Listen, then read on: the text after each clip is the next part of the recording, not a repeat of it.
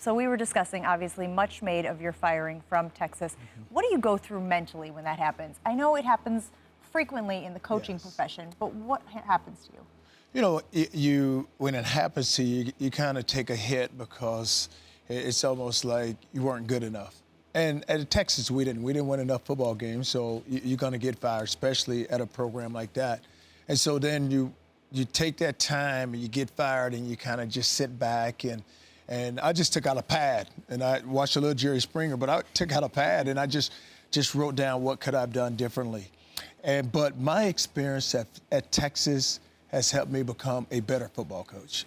What was number one on that pad, Coach? What was the first thing you wrote that you could have done differently? Well, you know what I did? Well, I looked at myself and I said, you know, like with me, was it my preparation? Did I have the right people around me? And just ideal after ideal after ideal, and the pad just fills up. And because you look at the 3 years, and we go into it our first year, and we go to a bowl game, we get beat, but then the next two we don't win enough games to even get to a bowl game.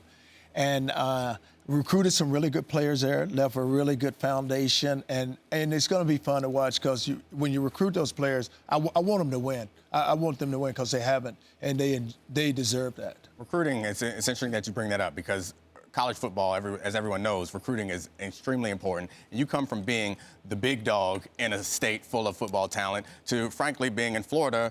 USF is not considered the big dog down there, and it's still a football-rich place. So what are you saying to recruits? How do you pitch to them to not go to Florida State or Miami or any of those other schools and come down to Southern Florida? Well, just what you said, and it's about recruiting. So you know this. You're not going to go in and beat Florida. You're not going to go in and beat Florida State. You're not going to go in and beat Miami. And then, you know, other schools that come in and still 1 or 2.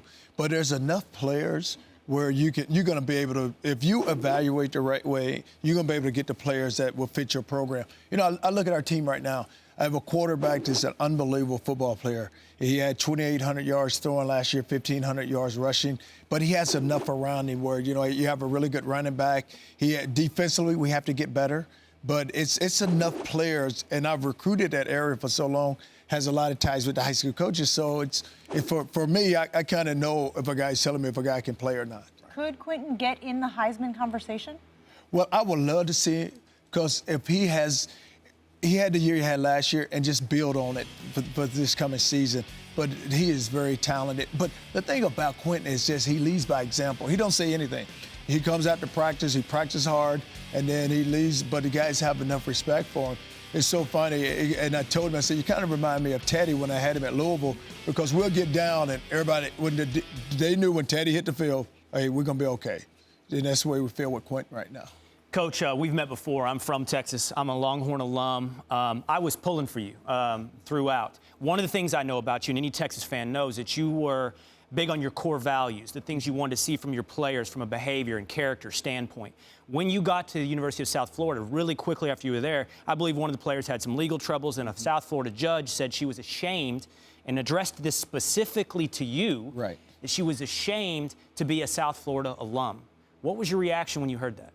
Well, you know what it is, Will, and I do. I take it very seriously how I manage and how we discipline our players as a player, because it's all about making sure that they know what the standards are and what their behavior is. And then so I had a chance to sit down with Judge Taylor, and I told her what our program was all about, and then she understood it. But anytime you get called out like that, and there was a reason why, because of what had happened, but still, though, it's all about how we manage our program and how we discipline our players. And I just told her, I said, you just have to know who I am before you make that statement. Is that the most difficult thing you've had to deal with since you've been here, or is there something else? Since I've been in South Florida, no, I've had tremendous support.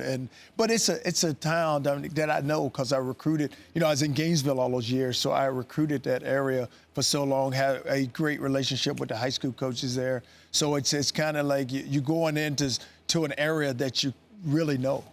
Is there something that you find particularly challenging about this job that's different from the last job?